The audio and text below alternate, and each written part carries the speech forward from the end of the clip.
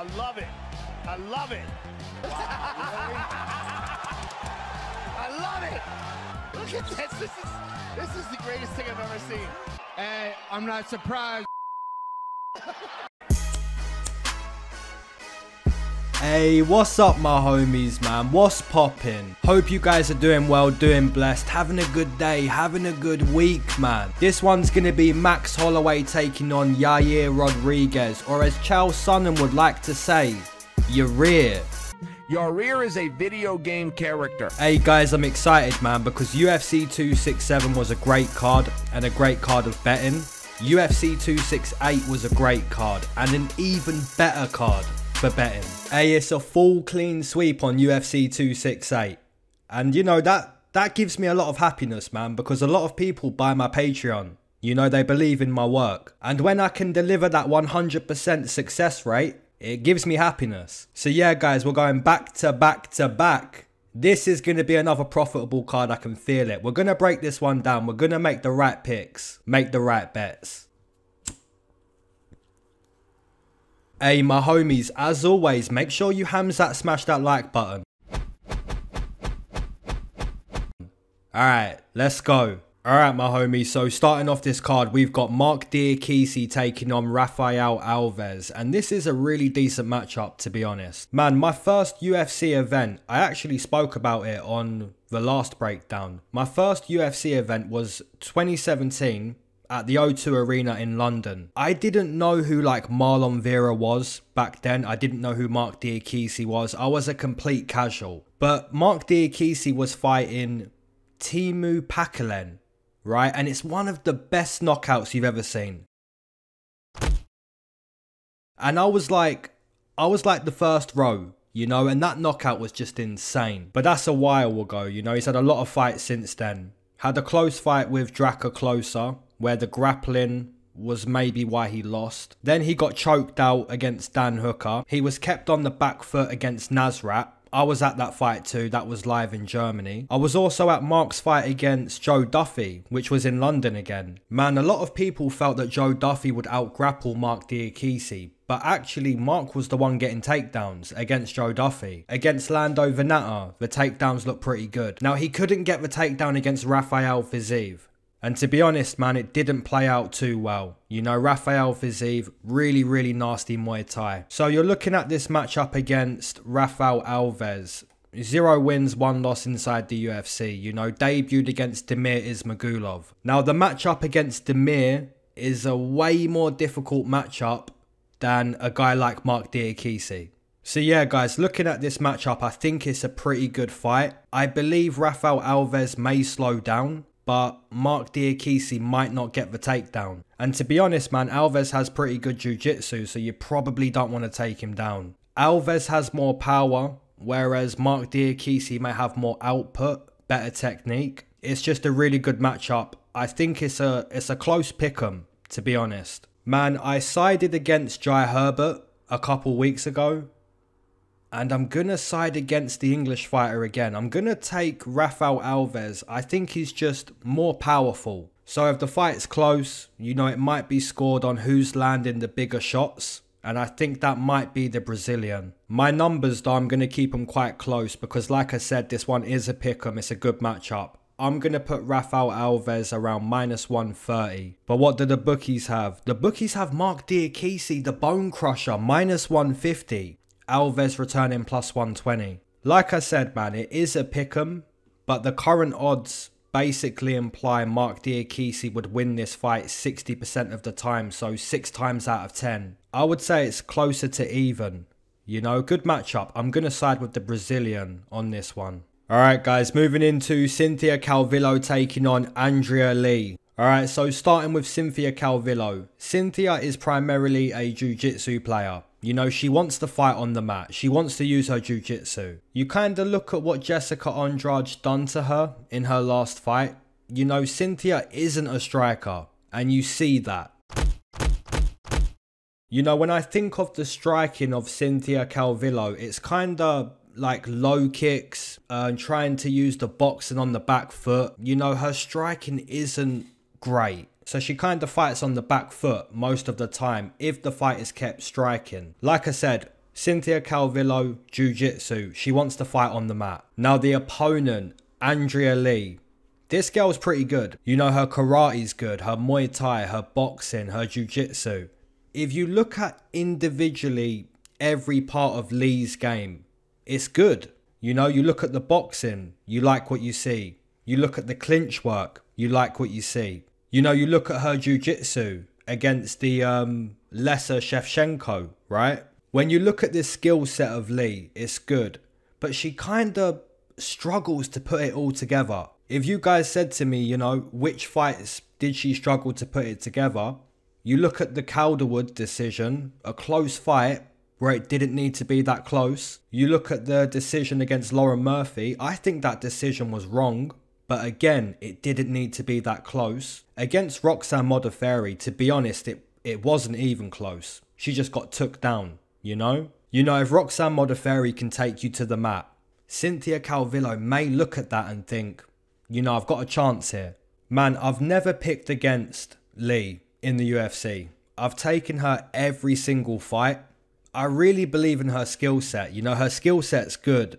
She just kind of struggles to put it together. Against Cynthia Calvillo, I think her boxing's better. Her kickboxing, her Muay Thai. The only place Cynthia Calvillo is going to have success, it's going to be on the mat. So if Lee can keep this one striking, if she can keep it upright, more than not, I think she's going to beat Cynthia. So I'm going to continue my streak of never picking against Andrea Lee. If I had to price this one, I would say, I don't want to say Lee wins 7 times out of 10, but I would say it's over 6 times out of 10. So I'd put Lee around -170. But what did the bookies say? The bookies say -110 each. You know, there's no tax on this one. Yeah, a little bit shocked that Lee isn't more of a favourite. But if you look at the takedown defence of Lee in the UFC, it's not been great. And that is what Cynthia's going to try to do. So I can understand the bookie. But my numbers, yeah, I'm putting Lee around -170. Alright, moving into Miguel Baeza taking on Khaos Williams. Hey guys, let's just keep it 100. It's a pick'em. Let's be honest, man, this one's a pick'em. You know, if you said to me, what's the weaknesses of Khaos Williams? Why can we bet against Khaos? Or why should we bet against Khaos? I can't think of many reasons as to why you would. You know, he's been knocking guys out. He looks dangerous. You know, if you guys said to me, okay, why should we bet against Miguel Baeza? Why should we bet against Miguel? There's not many reasons to do that. You know, his cardio kind of slowed down against Ponzinibbio. So if you're going to bet against Miguel Baeza, you're basically hoping that he's going to slow down again. Or you're hoping that Khaos Williams is going to knock him out. If you're betting against Khaos, you're basically hoping the technical side of Miguel is the result. Because when you're looking at who's the knockout artist, you know, who's going to be more likely to get a stoppage, I'd probably lean towards Khaos Williams. And that's not to say that Miguel Baeza can't put you out. You know, he got rocked against Matt Brown, but then came back, got a stoppage. So yeah, guys, I like the technicality of Miguel Baeza, but I also like the knockout power, the knockout chance that Khaos Williams possesses. So basically what you've got is a pick'em. I'm going to side with the technicality of Miguel Baeza, but there's no way you couldn't pay me. You could not pay me to bet it. My numbers, I'm going to keep them real close. I'd put Miguel Baeza -130, Khaos Williams +100. And we've got Miguel Baeza -130 all the way up to -150. Khaos Williams +110, +120. You know, Miguel Baeza may win round 1. He may be winning round 2. But Khaos Williams only needs one shot. And if Miguel slows down, you know what I'm saying? It's a dangerous one, guys. My pick is going to be Miguel. No way I'm putting money on it. No way. Alright, guys. Moving into Kennedy Nzechukwu taking on Jung. Guys, I always want to be honest with you, man. If I haven't got a strong read, if I believe it's a really decent matchup, I'm always going to be honest, you know? Sometimes you guys might think, man, every fight seems like a good fight or a difficult prediction. But that's just what it is with some cards, right? I believe this one is a difficult prediction to make. Whether it plays out that way inside the octagon or not, on paper, and when you look at the tape, you know, it's a difficult one. The reasons why it's difficult, right? Let's look at Kennedy. You know, he debuted against Paul Craig. I picked Paul Craig in that fight. And you just look at Kennedy, the IQ, you know, it was bad. And Paul Craig done what Paul Craig does. You know, round 3, triangle choke. But then you look at the performance against Darko Stosic. Then you look at the knockout against Carlos Olberg, where Olberg completely gassed out. If Olberg was more composed, you know, I'm not sure Kennedy wins that one. Then you look at the fight against Marquez. You know, again, Marquez gassed out. So you look at Kennedy and you kind of think to yourself, you know, how good is this guy? Because the wins kind of look like the opponent gas out and he kind of takes over. What I'm trying to say is, if you're betting on Kennedy, it's never been a straightforward fight. It's never been a great bet. You know what I'm saying? Now on the flip side, you look at Jung. I hit him as an underdog in his UFC debut. That one was nice. But then he got me against Yair Rodriguez, where we can see his boxing, you know, looked really good in that one. Against Sam Alvey, maybe should have lost that one, to be honest. So yeah, if I'm looking at the boxing, I would say Jung has better boxing. But you look at the size and the reach of Kennedy. You know, this guy is a physical specimen. He just doesn't fight like it, to be honest, you know? Yeah, my prediction, guys, I'm going to side with Jung, the Korean. I think his boxing's a little bit better and his IQ arguably better too. But again, guys, you know, the prediction game and the gambling game is 2 different games. You can make all the predictions you want, but is this a prediction I'm going to lay money on? Absolutely not. But if you put a gun to my head, I'm going to pick Jung with the boxing. My numbers, keeping them real close. I'd put Jung -120, Kennedy -110. And the actual numbers, we've got Jung -130, Kennedy +110. So yeah, even the bookies are like, you know, how do we price Kennedy? It's never been a good time with Kennedy inside the octagon. And that's a weird thing to say because he's coming off 2 TKO stoppages. So it's, you know, how do you look at that? Do you say to yourself, well, this guy's winning and it's not even his best performance? Or do you say to yourself, this guy's winning, but he's only scraping by? You know, that's why this line is priced closely. It's a difficult one. Alright guys, moving on into Thiago Moises taking on Joel Alvarez. Man, this is another decent matchup. So Thiago Moises, this guy's a jiu-jitsu player, right? That means he wants to fight on the mat. He wants to use his jiu-jitsu, use his black belt. Joel Alvarez, also a jiu-jitsu player. You know, he wants to do the same thing as Thiago Moises. Both of these guys, really, really good grapplers. Now, when you look at the stand-up of Thiago and look at the stand-up of Alvarez, because like I just said, they're grapplers, right? But not always will you have the fight on the mat, so you have to look at the striking of both of these guys. So the striking is their secondary. When I'm looking at the weapons of Thiago Moises, he likes to fire the low kick. Now, when you go to look at the striking weapons of Joel Alvarez, this guy also likes to fire the low kick. So yeah, the matchmaker's done a great job in this one because the jiu-jitsu, really high level. And when you look at the striking, it's kind of similar. So now you look at the boxing of both of these guys. I would say there's a power advantage for Thiago Moises. Like there's more power in the punches, right? But when you look at the boxing of Joel Alvarez, it's not as powerful as Thiago Moises, but I feel like it's maybe a little bit quicker. Like his shoulders don't look as rigid. They don't look as stiff. So maybe Joel Alvarez can fire the jab quicker. His low kicks are really powerful. Thiago has good low kicks. His boxing is more powerful, but maybe not as quick, maybe not as technical. The jiu-jitsu is really good. I think you've got another pick'em, to be honest. I'm going to side with Joel Alvarez. You know, this one, in my opinion, it's got split decision written all over it. These rounds could be really close, especially if these guys are striking. But yeah, I'm going to side with Joel Alvarez. If I had to make a line, I would put both of these guys -110. But let's see what the bookies have. The bookies have Thiago Moises minus 200.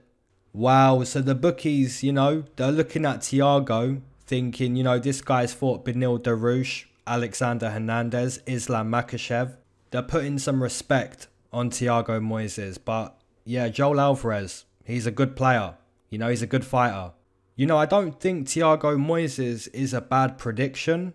But playing minus 200, you know, I don't think it's going to be as one-sided as that. So yeah, that'll be my first underdog prediction on this card. Alright guys, moving into a decent matchup, but I wouldn't say this one's a pick'em. I'm quite confident with my prediction on this one. Now Courtney Casey, this girl's been around for a long time. You know, a veteran in women's mixed martial arts. You know, Courtney Casey, man, she's a decent fighter. If you take her down, she's looking for that armbar. Yeah, if you look at the striking of Courtney Casey, I wouldn't say it's the best striking you've ever seen, but it's experienced. You know, the low kick. It's always nice to see Courtney Casey fire that low kick. Looking at the opponent, Liana Jojua. You know, we've got to speak about her fight against Miranda Maverick. She got opened up badly. You know, guys, we've been using the saying on this channel, total obliteration. And that's really what Miranda Maverick done to Liana Jojua. You know, she kind of made her look like Voldemort, you know, took her nose clean off. But yeah, when you're looking at Liana Jojua, you know, she got a nice win against Diana Belbita, took her to the mat, used her jiu-jitsu. But if she takes Courtney Casey to the mat, I'm not too sure how much success she's going to have there. And if it stays striking, I'm favouring Courtney Casey. So yeah, guys, I'm going to side with my original prediction that I had with this matchup. I'm going to take Courtney Casey to basically outclass Liana Jojua, whether it's grappling or kickboxing. Yeah, my numbers on this one, I'd put Courtney Casey around minus 200. But what do the bookies say? They've got Courtney Casey minus 200. Sounds about right. Alright, my homies, moving into a decent matchup between Sean Woodson taking on Collin Anglin. So when you look at Sean Woodson, this guy is massive for the 145 division. You know, 6'2", 79-inch reach advantage. You know, this guy is massive. Now, Collin Anglin is a normal 145er. You know, he's a normal sized featherweight. 5'9", 71 inches of reach. If you haven't seen Sean Woodson fight before, you know, he's a boxer. Likes to stick the jab. Likes to use that length. And he looks like that, you know. He looks like he wants to use the boxing. When you look at how skinny those legs are, you know, you've got to beat the legs up of Sean Woodson. Or you've got to at least grapple them, you know, get onto the level change, take him to the mat. Because if Sean Woodson can use that sniper-like striking, you know, it's going to be a difficult task for anyone to strike with this guy. So if I'm Collin, I'm simply looking to take down Sean. I'm looking to wrestle. If this one stays striking, I'm way more favouring the sniper, Sean Woodson. My prediction on this one, guys, I'm going to take the boxer to primarily box in this one. I'll take Sean Woodson. My numbers, I'd put Sean around minus 220. And the actual numbers we've got, Sean Woodson minus 250 up to minus 275. So yeah, the bookies are like, yo, if you're trying to get paid on Sean Woodson, you're going to pay some money, bro. It's fair enough. Alright, my homies, you know what time it is, man. It's time for a smoke break.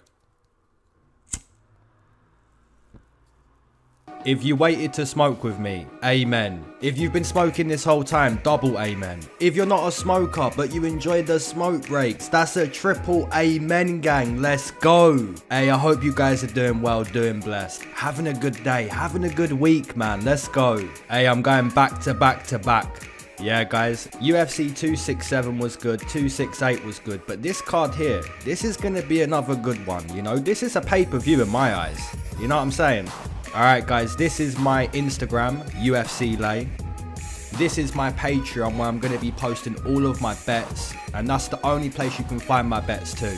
So if you want my bets on this card, the only way to do that is to cop yourself a membership on my Patreon at UFCGA. Now guys, the smoke break question. If you don't mind, I want to keep the same smoke break question as last week. Now if you missed the video last week, the smoke break question was, don't tell me who's going to win the fight. Don't leave the comment who's going to win. Leave the comment and tell me who's going to lose. Because guys, You don't understand how many comments I see. I see a few comments last week and it was like, Ally Aquenta, 100%, he's getting obliterated. Guys, he went in there and got obliterated. That was free money. That was free money. And the amount of people in the comment section leaving those comments to help everyone make free money. You know what I'm saying? It was nice to see. And at the same time, it's a trippy question, you know? You're picking the winner, but instead of trying to find the winner, you're trying to find the loser. So I want to keep that smoke break question. Don't tell me who's going to win the fight, guys. Go to the comment section. Tell me who 100% is getting obliterated on this card. Because you're kind of simplifying gambling even more. You know, you're making it trippy, but you're still kind of simplifying it. Now the smoke break topic, guys. We've never done a smoke break topic about weed. So the smoke break topic is literally going to be, what is your favourite strain of all time? And if you're like a triple amen type of person, you know, you don't smoke but you enjoy the smoke breaks, this topic might not be for you. But hey, you might see some funny strains in the comment section, you know? So it can be your favourite strain of all time. So that's not like the strains of this year. If you want to leave the comment and say, hey bro, my favourite weed strain is the Thai. You know, if you want to leave that comment, go ahead. And to be honest, man, I see an interview with Tommy Chong over a couple years ago. And he was actually saying that the Thai weed is still actually the strongest. I don't know how real that is. You know, that kind of sounds like an olden time person thing to say. You know, the Thai weed is the strongest. Man, a lot of growers who are growing these organic flavours will have a lot to say about that, you know. But yeah, the smoke break topic is, what is your favourite strain of all time? The smoke break question, don't tell me who wins. Tell me who gets obliterated. Hey guys, that total obliteration saying for this channel, I see it in the comment section, man. I see a couple of you guys like, he's getting totally obliterated. He's getting totally annihilated. I love it. Alright, let's break down this main card. Let's go. Alright, we've got a fight between Roman Dolidze taking on Kyle Daukaus. Now, Kyle Daukaus, he had the headbutt situation with Kevin Holland. And then it turned into a whole game of Cluedo. You know, who's going to make that call to make it a no contest? And you had to work out who it was going to be, man. It looked like it would be Herb. Then it looked like it would be Bruce. But yeah, man, coming off that accidental headbutt situation, if we're looking at the skill set of Kyle Daukaus, you know, he's primarily a jiu-jitsu player. The opponent, Roman Dolidze, also a pretty decent jiu-jitsu player, a good wrestler.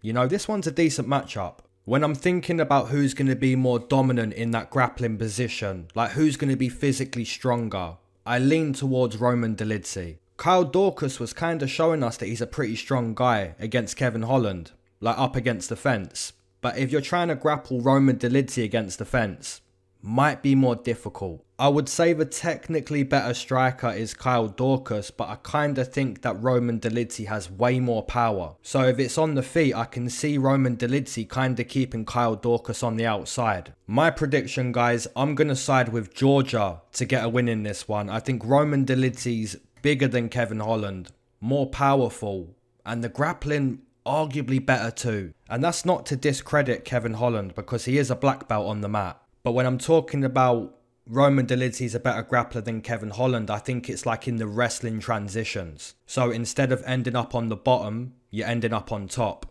You know, you're reversing the position off the cage. I think Roman Dolidze's better than Kevin Holland at doing that.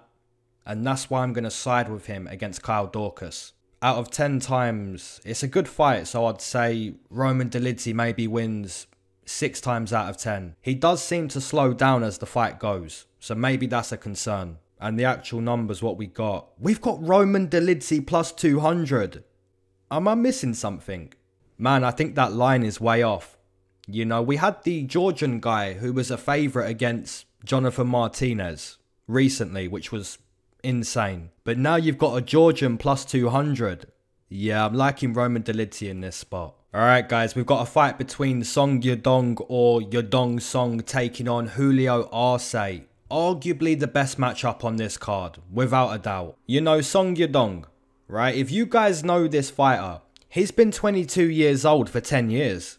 Yeah, I've never seen such an ageless guy in all my life. You know, I remember watching UFC 5 years ago, and it's like, Song Yadong is 22. And now I'm in 2021 and he's 23. How does that make any sense?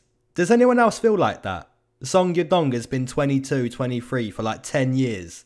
Man, I swear. But yeah, guys, if you don't know the history of Song Yadong, if you don't know the background, basically this guy was brought into the world, and instead of going to like real education where you learn about the world and you learn everything, right? Song Yadong went to a mixed martial arts school to learn sanda, to learn combat. So this guy has literally been brought into the world to fight. Now that you know that, you look at the tape and you can see that, you know, this guy is a trained killer. If I had to highlight the best part of Song Yadong's game, if I had to speak specifically about the most dangerous part of his game, I would say it's the boxing.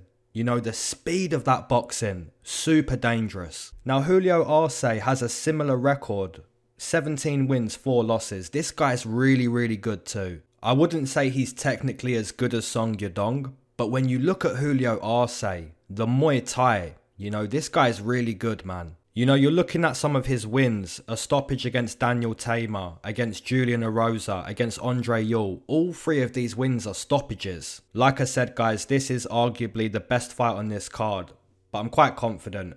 I'm going to side with Song Yadong. I've never picked against him, and sometimes it's not gone too well, to be honest. You know, times it didn't go too well, which was against Cody Stamann, Marlon Vera, Kyler Phillips. But then you look at the composure against Casey Kenny. Now this was a split decision, but I don't think it was. Song Yadong was cleaner, more prolific, more significant. And I think that's probably going to be the result against Julio Arce. So I'm going to side with Song Yadong to outbox Julio Arce.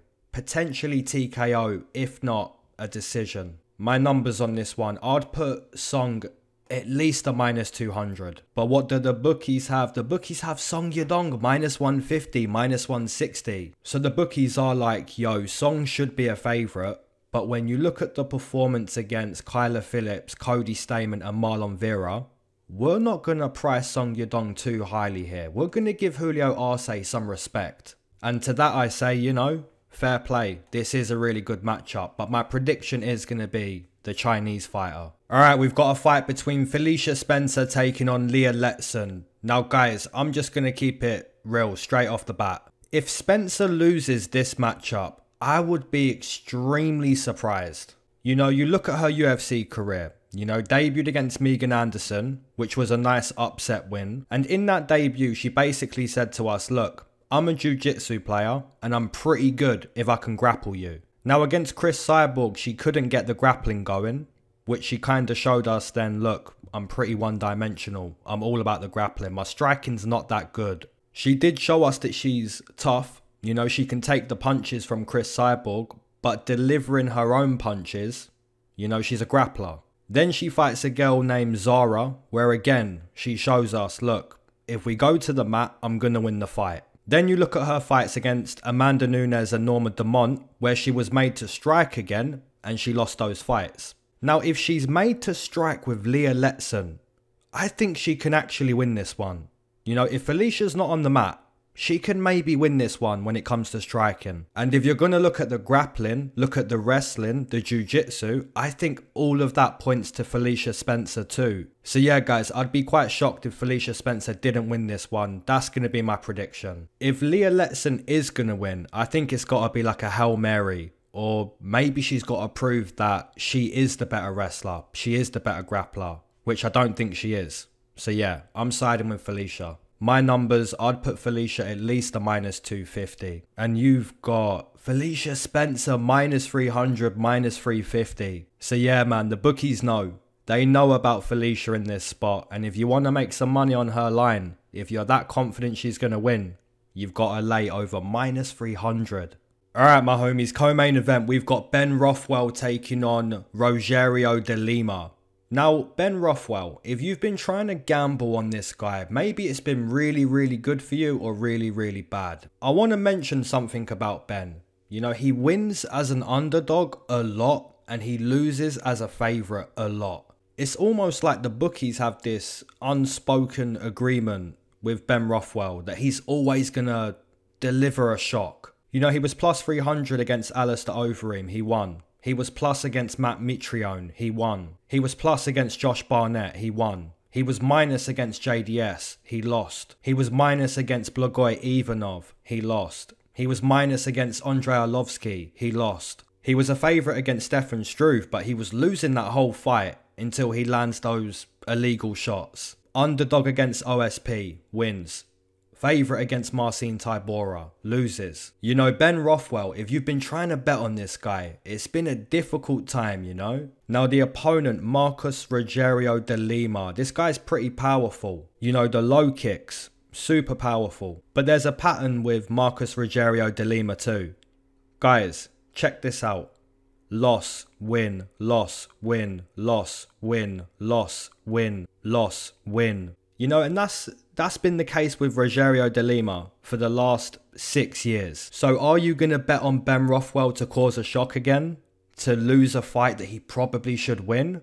Or are you going to bet against Rogerio de Lima to break the pattern, to break the streak of the last 6 years? You know, this matchup is crazy, to be honest, when you see those patterns. And it's even crazier that I'm quite confident in my prediction. Guys, if I'm going to speak about the fight specifically, I think Ben Rothwell has a higher output.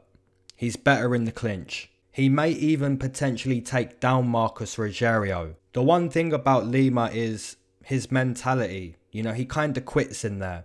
And if you're getting into round 2 and Ben Rothwell's still using that invisible pressure and Rogerio de Lima's tired, he's gassing out. Yeah, I'm going to side with Ben Rothwell to win when he probably should win. And he hasn't been good at doing that, but that's what I'm going to side with. Yeah, my numbers on this one, guys, I would put Ben Rothwell minus 200. And that's, you know, despite the unpredictability of Ben Rothwell. Yeah, I basically think that if this fight gets into round 2, round 3, I think Rogerio de Lima's going to gas out and potentially find himself in a few bad situations. So yeah, that's going to be my prediction. But what do the bookies say? The bookies say minus 150, minus 160 on Ben Rothwell. You know, what pattern's going to continue? Is Ben Rothwell going to cause another shock? Or is Marcus Rogerio de Lima going to break his pattern? What's going to happen here, guys? Alright, my homies, I've enjoyed breaking down this card. Main event, we've got Max Holloway taking on Yair Rodriguez, or as Chael Sonnen would like to say, Yair. Man, I've got to stop using that meme. Alright, main event, Holloway Rodriguez. Now guys, we do have to speak about the 2 times that both of these fighters entered the Matrix. Because when I say these fighters entered the Matrix, you might think about Max Holloway against Calvin Kattar. But guys, don't forget about Yair Rodriguez when he entered the Matrix against the Korean Zombie. You know, don't forget about that one. The guy really did enter the Matrix. You know, you look at that finish and it kind of shows you what Yair Rodriguez is all about. You know, he's all about that tricky striking. Knees, elbows, kicks. Yair is a video game character. You know, it's kind of true. He is a video game character. Now, Max Holloway did enter the Matrix against Calvin Kattar. You know, that was so cold. You know, shouting that he's the best boxer in the UFC.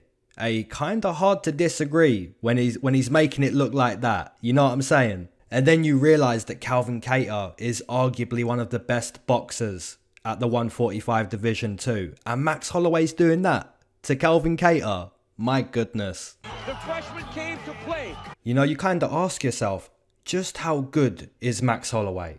You know, one of the best.